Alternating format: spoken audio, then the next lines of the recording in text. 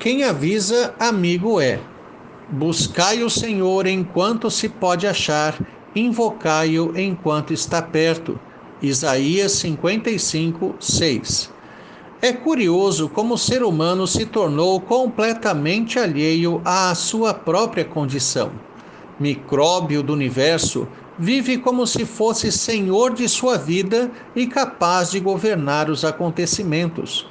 Não há nenhuma luz nele que o faça ver realmente a sua trágica situação. Na verdade, ele prefere não a ver, pois não há qualquer solução para o seu problema existencial. Tal como a sombra, seus dias se passam. Sabe que logo desvanecerá. Não há qualquer segurança em si próprio, pois não pode nem mesmo garantir sua existência. Seu apego por sua própria pessoa é do tamanho de sua revolta contra Deus. Mesmo ouvindo constantemente a afirmação da existência de Deus, opta sempre por tomar outro rumo, direção que o afaste de qualquer questionamento sobre sua vida, que evite a necessidade de submissão. A alegria que busca é o sucesso da inconsequência, a condição de poder fazer o que quiser sem ter como paga o desgosto, materializar suas vontades mais ocultas, ignorando todo o preceito moral, sem que haja desdobramentos indesejáveis. A tragédia da autodivinização humana não reside apenas no fato de ter assumido o lugar de Deus em sua vida, mas também de ter se tornado um modelo de Deus amorfo, sem padrão, completamente mutante. Ele não pode afirmar o que é certo e errado, pois tudo sempre dependerá da situação e do seu interesse. Por isso, o fruto da busca de seus prazeres e satisfações sempre conterá algum germe de remorso e de amargura. Há sempre insegurança e incerteza no caminho do ímpio. Embora o crente tenha o próprio Deus residindo em seu coração, por vezes prefere, a exemplo do ímpio, agir por si mesmo e para sua própria glória. Isso se chama pecado. Eis o motivo da exortação profética: buscai o Senhor.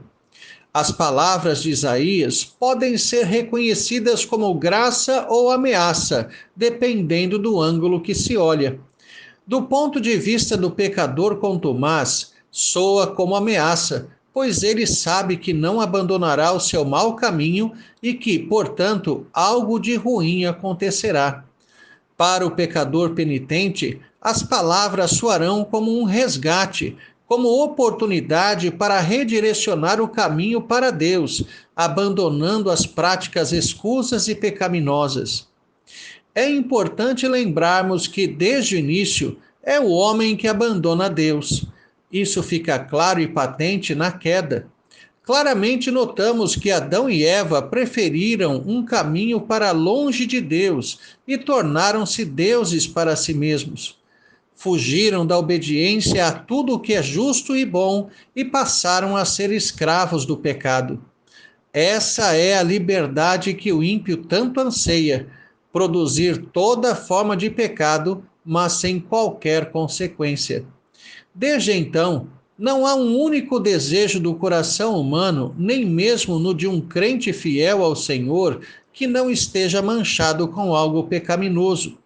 O apóstolo Paulo alude a tal situação no primeiro capítulo de sua carta aos Romanos, revelando que Deus abandonou o homem às disposições mais reprováveis do coração, porque os seres humanos simplesmente preferiram o caminho da suposta autonomia. Isso é tão real que tais inclinações deploráveis são vistas como normais hoje pela sociedade, sendo não apenas toleradas, mas até mesmo incentivadas. Podemos dizer que, embora caído, há graus de distanciamento de um pecador quanto ao Senhor. Há aqueles que não conhecem a Cristo verdadeiramente, mas são apegados a alguns padrões de ética e moral, mostrando um comportamento razoavelmente decente.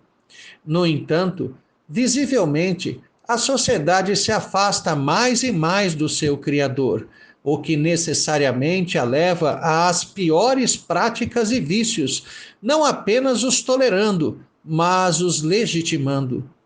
Não há situação pior para alguém do que ver seu pecado chancelado pela sociedade. Assim, incentiva-se os maiores erros e torpezas, a enganosa felicidade de alguém que destrói a si mesmo. Devemos entender também que há muitos que supõem estar perto de Deus, porém, na verdade, estão simplesmente acomodados ao distanciamento. Acostumaram-se a se relacionar com o Senhor à distância, medida que julgam segura para a sua vida de descompromisso com Ele. Esses são os que se perdem nas tentações do mundo, que se justificam a si mesmos por meio de explicações falazes, que até reconhecem o próprio comportamento como, no mínimo, indevido, mas adiam sempre a decisão de mudar de vida. São enganados por um falso senso de permanência, como se tivessem o poder de viver todos os dias e o dia todo. Não querem enxergar as ondulações do mar, nem as do próprio rosto. Vivem como se a presente vida fosse eterna. Ouçamos a exortação do profeta. Busquemos o Senhor enquanto há tempo, pois chegará o momento que essa oportunidade será retirada de nós. Não se trata de um chamado para uma escravidão terrível, a não ser que se entenda que ser servo da bondade, da graça, da justiça e da misericórdia de Deus seja algo pesado. O Senhor nos chama para um relacionamento pessoal e profundo com Ele, algo que não pode ser comparado nem mesmo às maiores alegrias dessa terra, experiência única e transformadora, causadora de vida eterna. Tenha um excelente dia na presença de Deus, Reverendo Jair de Almeida Júnior.